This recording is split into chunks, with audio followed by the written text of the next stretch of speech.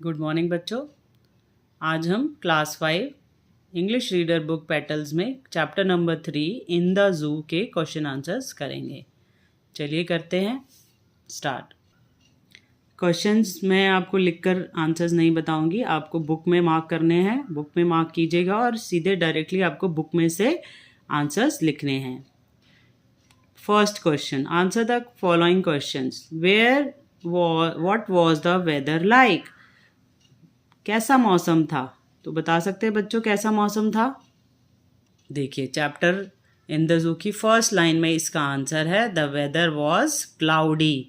तो आपको यहाँ से देखकर आंसर राइट डाउन करना है। नेक्स्ट क्वेश्चन पे जाते हैं। Where was the giraffe? Giraffe कहाँ पर था? कोई बता सकता है जिराफ कहाँ था?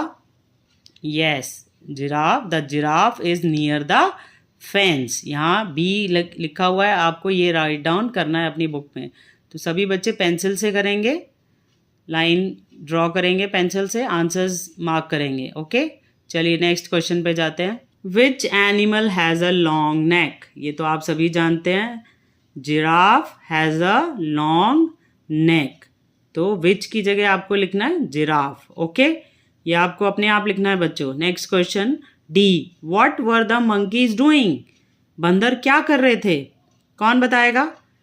यस, बंदर क्या कर रहे थे? बंदर इधर से उधर झूल रहे थे।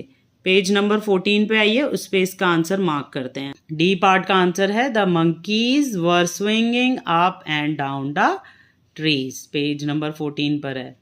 नेक्स्ट क्वेश्चन करते हैं। Where was the lion? जो शेर था वो कहाँ था? शेर अपनी गुफा के सामने बैठा था। इसे अब पेज नंबर 14 पे इसका आंसर है, मार्क करते हैं।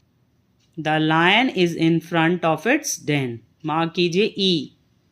Next question, name the animal who have stripes on their bodies. अब आप मुझे बताइए ऐसे कौन कौन से एनिमल्स हैं जिनकी बॉडीज पर धारियां होती हैं? अभी हमने पढ़ा है इसमें टाइगर, और लास्ट में कौन सा एनिमल था? Zebra. The tiger and the zebras have stripes on their body. तो आपको नेम की जगह tiger and zebra write down करना है। बुक में से आप अपने आप लिखेंगे बच्चों। G part, was the deer in front of the tree और behind the tree?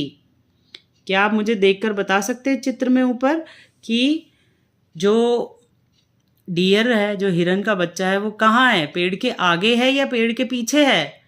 Yes, deer is behind the tree. तो यहाँ से आप मार्क कर सकते हैं इसको, राइट।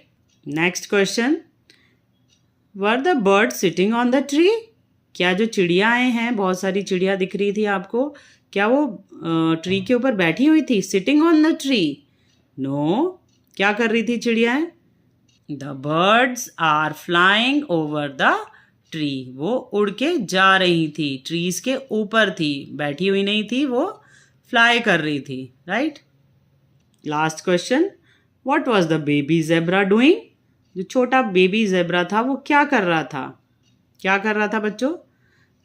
बेबी जेब्रा अपने मम्मी और पापा जेब्रा के बीच में खेल रहा था, राइट। इसका आंसर भी पेज नंबर 15 पे है। चलिए मार्क करते हैं।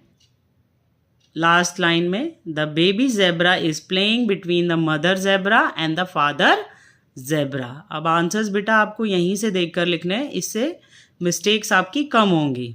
चलिए नेक्स्ट पेज कर लीजिए, page number 16। Circle the odd one out and one has been done for you. Circle the odd one out मतलब 4 आपको ऑप्शन दिए हैं, 4 में से एक जो है जो मैच नहीं करता है। जैसे पहला है peacock, parrot, sparrow, monkeys. Peacock bird है, पैरट भी बर्ड है, स्पैरो भी बर्ड है, लेकिन मंकी बर्ड नहीं है, इसलिए उसको आउट कर दिया है। ऑड वन आउट, ये इस बाकी लोगों से मेल नहीं खाता है, इसलिए ये आउट है। Next is B, sun, tree, moon, star.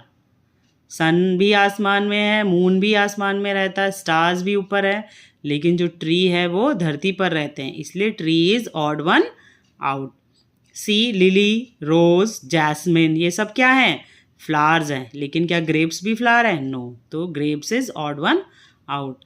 Lion, tiger, sheep, elephant, इसमें बताइए बच्चों। लायन छोटा जानवर है, टाइगर भी छोटा है, शीप भी छोटा है, लेकिन एलिफेंट बहुत बड़ा जानवर है हाइट के कंपैरिजन, इसलिए elephant is odd one out.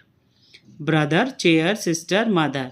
Brother भाई, सिस्टर बहन और मदर मम्मी, लेकिन चेयर तो कुर्सी होती है, इसलिए वो ऑड वन आउट है। Next, fish, camel, turtle, crocodile.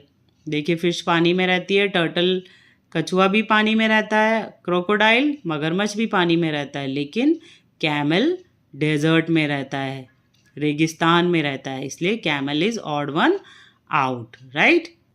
चलिए नेक्स्ट करते हैं language practice. Look at the pictures and filling the blanks with correct preposition.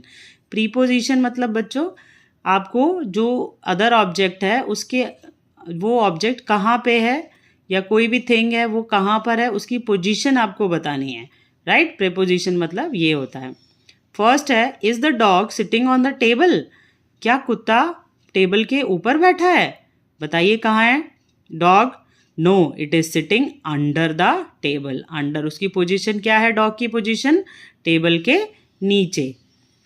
Is the girl standing behind the television. क्या जो लड़की है वो टेलीविजन के पीछे खड़ी है? No, she is standing in front of the television. वो टीवी के सामने खड़ी है, पीछे नहीं है उसके। C, is the cat sitting under the box. क्या जो कैट है वो बॉक्स के नीचे है?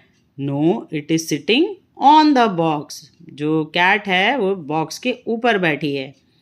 Is the girl standing in front of the car?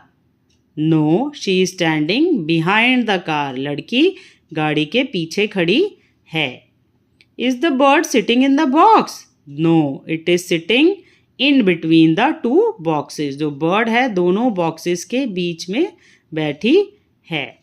चलिए बच्चों राइट डाउन करिए अपनी नोटबुक्स में और काम पूरा कीजिए।